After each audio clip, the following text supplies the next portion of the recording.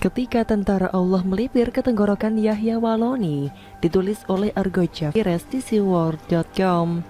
Saat ini Ustadz Mu'alaf Yahya Waloni yang sangat diridhoi Allah sedang terbaring lemes dan terkulai tak berdaya di rumah sakit di Purwakarta, Jawa Barat.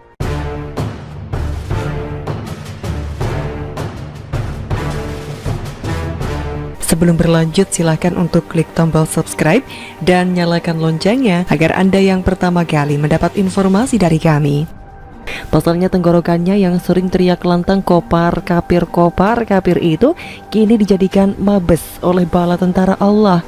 Sepertinya para bala tentara Allah yang melipir di tenggorokannya itu adalah jenis pasukan bala tentara Allah yang desersi. Masa orang soleh pemegang kunci gerbang kerajaan surga yang ceramah di mana-mana, rajin berwudu dan selalu menjaga kesucian, kok bisa didatangi para pasukan bala tentara Allah?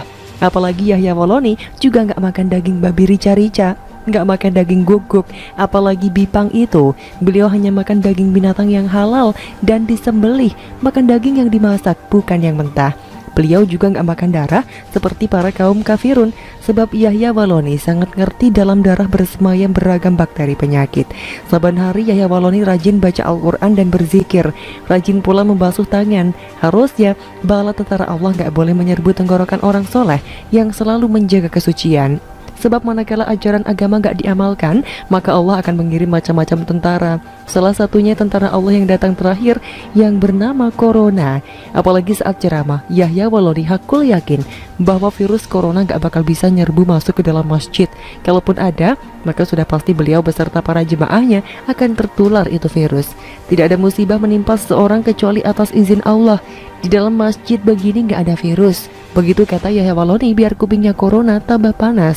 Ente jemaah yang hadir bertekatan gini, kalau betul virus ada di masjid, pas keluar mampus semua kita ini.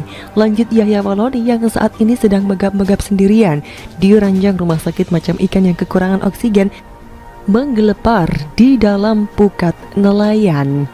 Sebagai orang soleh, Yahya Waloni nggak gentar dengan virus hasil buatan rekayasa Wahyudi, Remason dan Balpirik itu. Beliau gak akan mau pakai masker, apalagi disuntik vaksin COVID-19 itu. Sampai mati pun Yahya Waloni bersumpah gak bakal dia mau divaksin.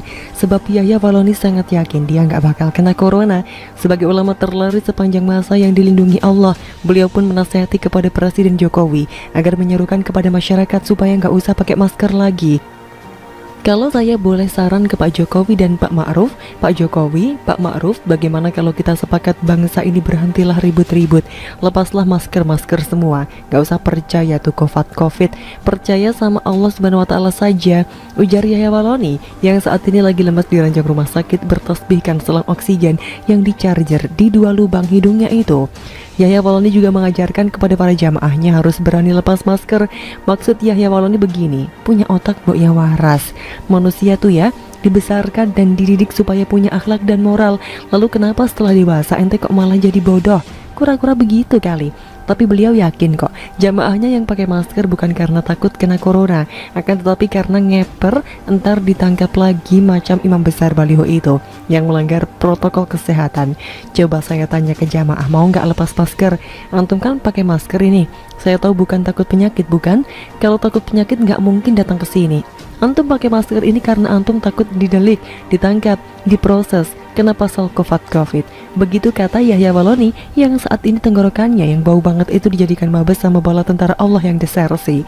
Oleh karena itu mari kita bersama-sama mendoakan semoga para bala tentara Allah yang desersi itu segera pinggat dari tenggorokannya Yahya Waloni lantaran gak tahan dengan baunya yang teramat sangat. Yahya Waloni jangan dulu bertemu dengan 72 bidadari okong mulus tanpa koreng yang buahainan semok idaman beliau. Dengan demikian maka beliau akan punya senjata pamungkas saat sembuh nanti, bahwa pawang surga gak bakal gentar sama tentara Allah. Emangnya ente kura-kura begitu? Bagaimana menurut Anda? Terima kasih sudah menyaksikan channel Merdeka berjaya dari era Soeharto, Chevron akhirnya hengkang di era Jokowi. Ditulis oleh Nia Alif di seaworld.com. Siapa yang tak kenal perusahaan minyak ternama asal Amerika Serikat yang bernama Chevron? Dulu sewaktu kuliah, teman asal teknik kimia yang berasal dari Riau selalu mengeluhkan perusahaan tersebut dan menjadikannya tujuan karir di masa depan.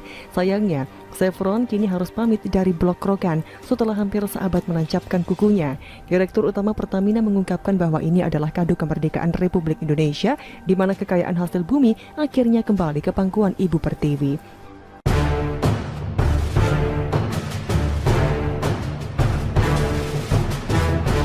Sebelum berlanjut, silakan untuk klik tombol subscribe dan nyalakan loncengnya agar Anda yang pertama kali mendapat informasi dari kami. Kembali ke sejarah Chevron sendiri, perusahaan yang telah lama malang melintang dan lebih panjang usianya dibanding kemerdekaan itu rupanya memiliki sekolah bernama Cendana. Entah apakah nama tersebut murni diambil sebagai nama biasa atau ada afiliasi ke mantan presiden era Orde Baru. Yang jelas awal mula kejayaan Chevron bisa dibilang semenjak era Soeharto, sebagaimana PT Freeport di Papua. Penduduk lokal sendiri memiliki pandangan berbeda mengenai kawasan Chevron dan juga keberadaan sekolah Cendana yang dikelola Yayasan Pendidikan Cendana. Seperti diberitakan Kompas.com, bekerja di PT Chevron berarti hampir seluruh kebutuhan hidup telah dicukupi, fasilitas kesehatan dan pendidikan tidak masalah, dan semuanya kelas 1. Rumah dan kendaraan disediakan, ketika pensiun masih dijamin dengan pesangon sangat besar. Namun pandangan lain warga Riau terhadap PT Chevron ada juga yang minor, misalnya perusahaan itu angkuh, termasuk para pegawainya yang merasa eksklusif. Akses masuk warga umum ke perumahan karyawan sangat terbatas. Untuk melintas di jalan yang dibangun perusahaan itu tidak boleh dilalui tanpa izin ketat, meski dana pembangunannya berasal dari cost recovery atau pengembalian biaya operasional terkait pengeboran minyak, yang artinya memakai uang negara Republik Indonesia juga. Seorang teman bahkan berpendapat lingkungan PT Chevron seolah berada pada negara bagian lain dari Indonesia. Tentang fasilitas pendidikan, Chevron memiliki sekolah yang bernama Cendana yang berlokasi di kompleks perumahan pegawai dari tingkat taman kanak-kanak sampai SMA. Sekolah itu dikenal bermutu tinggi. Berikut sejarah PT Chevron di Indonesia. 1879, Chevron didirikan pada tanggal 10 September 1879 di Pico Canyon, California dengan nama Standard Oil Company of California atau SoCal. 1924, bulan Maret 1924, Regu Geologi Standard Oil Company of California atau SoCal tiba di Indonesia melakukan survei eksplorasi. Kemudian di bulan Juni 1930, SoCal mendirikan NV Netherlands Sea Pacific Petroleum Matsapich atau NPPM yang merupakan cikal bakal PT Chevron Pacific Indonesia. 1926, bulan Juli 1936, SoCal bersama dengan Texas Oil Company atau Texaco mendirikan California Texas Petroleum Corporation atau yang akrab dikenal Caltex. 1940, pada bulan Agustus 1940, lapangan minyak Sebanga ditemukan, merupakan penemuan minyak bumi pertama di Riau. 1944, Desember 1944, lapangan minyak Minas ditemukan. Bulan Januari 1951, NV Caltex Pacific Petroleum Matsapich atau CPPM atau Caltex Pacific Oil Company atau CPOC dibentuk untuk melanjutkan kegiatan NV Netherlands Sea Pacific Petroleum Matsapich (NPPM). April 1952, lapangan minyak Minas mulai berproduksi, diekspor melalui Perawang dan Pakning. Februari 1954, lapangan minyak Duri mulai berproduksi. September 1955, lapangan minyak Berkasap ditemukan. Juli 1958, dermaga minyak pertama Dumai diresmikan. Januari 1959, ekspor produksi Minas dialihkan dari Perawang Pakning ke Dumai. Juni 1965, lapangan minyak Bekasap mulai berproduksi. Juli 1966, lapangan minyak Pematang mulai berproduksi. Agustus 1966, lapangan Pungut mulai berproduksi. September 1952, produksi Caltex sejak tahun 1952 mencapai 1 miliar barel.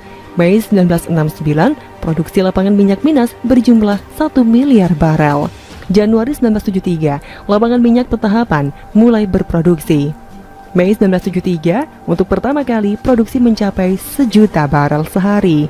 April 1977, Presiden Soeharto meresmikan jembatan Sungai Siak 350 meter yang dibangun CPI.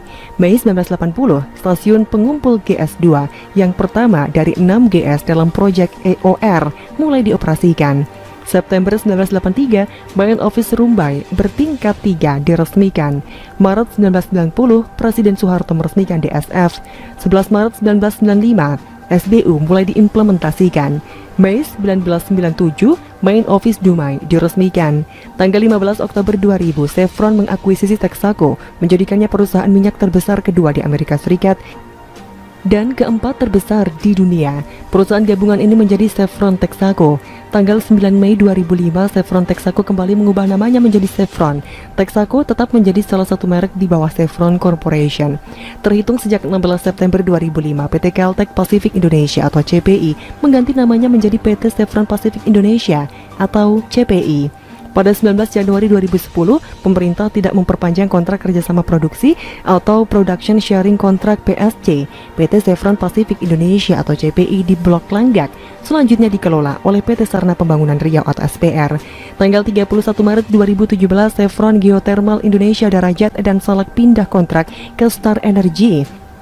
24 Oktober 2018, setelah kontrak operator CICO berdasarkan Production Sharing Contract atau PCS selesai pada 24 Oktober 2018, Kalimantan Timur (ATAKA) dikelola oleh PT Pertamina Hulu Kalimantan Timur atau PHKT yang merupakan anak usaha dari Pertamina Hulu Indonesia. Tanggal 8 Agustus 2021, satu-satunya blok migas yang tertinggal dikelola Chevron akhirnya berakhir dan selanjutnya dikelola oleh KKKS, PT Pertamina Hulu Rokan atau PHR. Blok Rokan merupakan blok minyak terbesar di Indonesia dengan luas 6.220 km persegi yang terletak di 5 kabupaten di Riau, yaitu Bengkalis, Siak, Kampar, Rokan Hulu, dan Rokan Hilir. Terlihat dari sejarah panjang tersebut bahwa nama Soeharto tak pernah luput dari catatan peresmian beberapa fasilitas pendukung. Tak jauh beda dengan era SBY, di mana terjadi penyewaan lahan hutan besar-besaran, termasuk hubungan dengan mafia migas di Petrol. Untungnya, Jokowi terpilih sebagai presiden dan mengangkat orang-orang terpilih untuk mengembalikan kejayaan negeri. Kita patut berterima kasih pada Wamen Arcanda Tahar yang mengalihkan kontrak Blok Rokan ke Pertamina semenjak 3 tahun lalu. Terima kasih Pak Jokowi atas kado manis di ulang tahun Indonesia yang ke-76.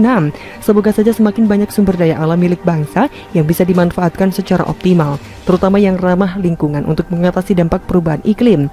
Nantinya, secara bertahap pemerintah harus mengalihkan energi kotor ke energi bersih. Masih banyak PR yang harus diselesaikan, namun kita harus berbangga karena setidaknya pengelolaan kekayaan alam kembali ke Ibu Pertiwi. Begitulah kura-kura. Bagaimana